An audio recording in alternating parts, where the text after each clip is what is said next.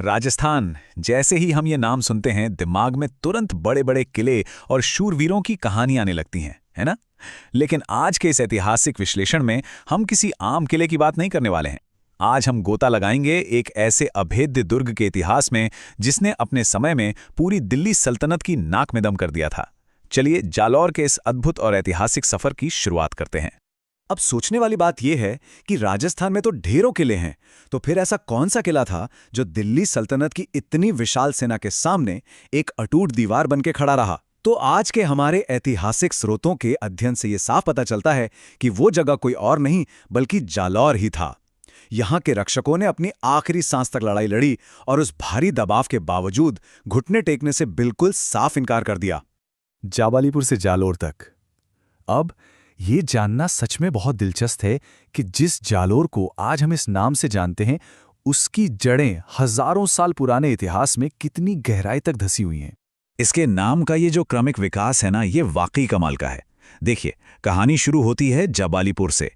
ये नाम महान महर्षि जाबाली के नाम पर रखा गया था। फिर जैसे जैसे समय बीता, ये सुवर्णगिरी कहलाने लगा, यानी सोने का पर्वत। फिर आम बोलचाल में लोगों ने इसे सोनगिरी कहना शुरू कर दिया और आखिर में जाकर इसे अपनी आज की आधुनिक पहचान मिली, जालोर।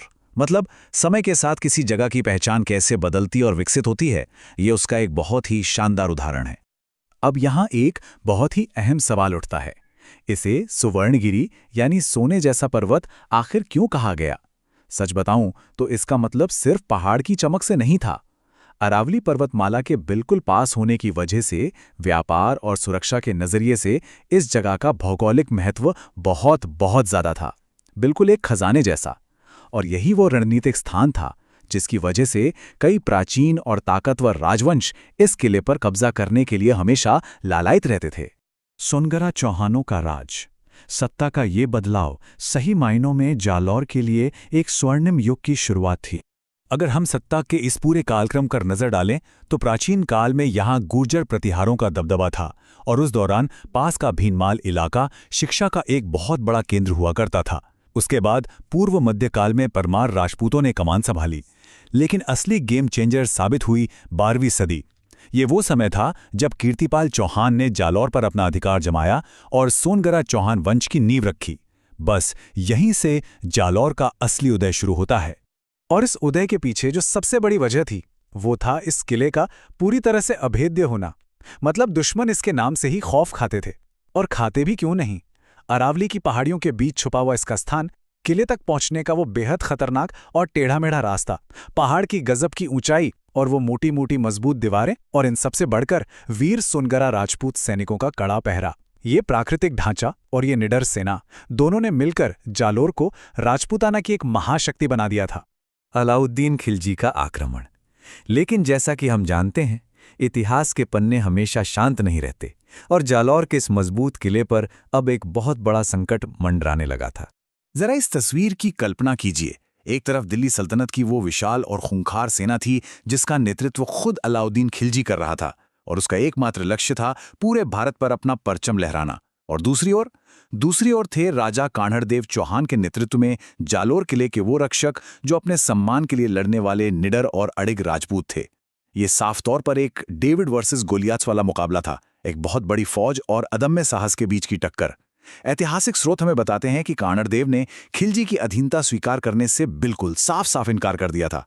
जौहर और अंतिम युद्ध, घेराबंदी का ये वो चरम और विनाशकारी बिंदु था जहां युद्ध का परिणाम लगभग स्पष्ट होने लगा था।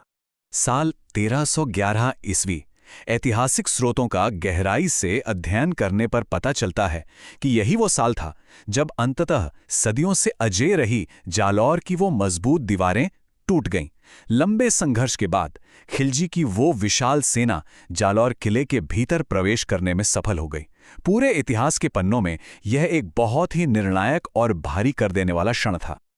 और यहीं से निकल कर आता है ऐतिहासिक ग्रंथों का ये बेहद शक्तिशाली उदाहरण। राजपूतों ने मरना स्वीकार किया लेकिन झुकना नहीं। आप देखिए, ये सिर्फ एक वाक्य नहीं है, ये उन रक्षकों के गहरे भावनात्मक संघर्ष और उनके सर्वोच्च बलिदान की भावना का जीता जागता प्रमाण है। ये साफ कर देता है कि उनके लिए ये लड़ाई सिर्फ हार या जीत की थी ही नहीं, ये बात उससे कहीं आगे की थी।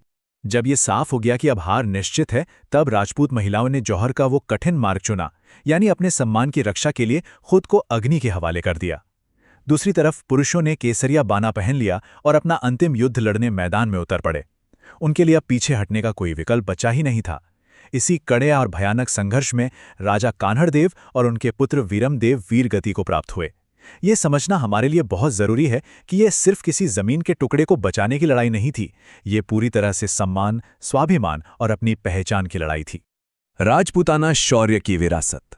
युद्ध भले ही उस दिन समाप्त हो गया हो, लेकिन जालोर की कहानी वहां खत्म नहीं हुई थी। अगर आप इन दोनों के बीच के ऐतिहासिक जुड़ाव को देखेंगे तो वाकई हैरान रह जाएंगे। बाईं तरफ हैं जालौर के सोनगरा चौहान और दाईं तरफ है मेवाड़ का वो महान और प्रतिष्ठित राजवंश। क्या आप जानते हैं कि महान योद्धा महाराणा प्रताप की माता रानी जयवंताबाई जालौर के इसी सोनगरा चौहान परिवार से ताल्लुक़ रखती थीं? जी हाँ, इसका सीधा सा अर्थ ये है कि जालौर की वो अजय वीरता, वो कभी न हार मानने वाली भावना मेवाड़ के खून में भी दौड़ रही थी। मतलब इतिहास किस खूबसूरती से एक पीढ़ी के शौर्य और साहस को दूसरी पीढ़ी तक पहुंचाता है, ये उसका एक बेहद शानदार उदाहरण है। तो कुल मिलाकर जालौर सिर्फ एक स्थान या कोई पुराना खंडहरनुमा किला नहीं है, ये बहादुरी का एक जीता जागता और शाश्वत प्रतीक है। सोचिए, अगर जालौर का इतिहास हमें ये सिखाता है कि असली ताकत सिर्फ सेना की गिनती में नहीं, बल्कि आपके भीतर के अदम्य साहस में होती है, तो आने वाले कल में आपकी ऐसी अडिग भावनाएं कौन सा नया इतिहास लिखेंगी? इस पर जरूर विचार कीजिएगा।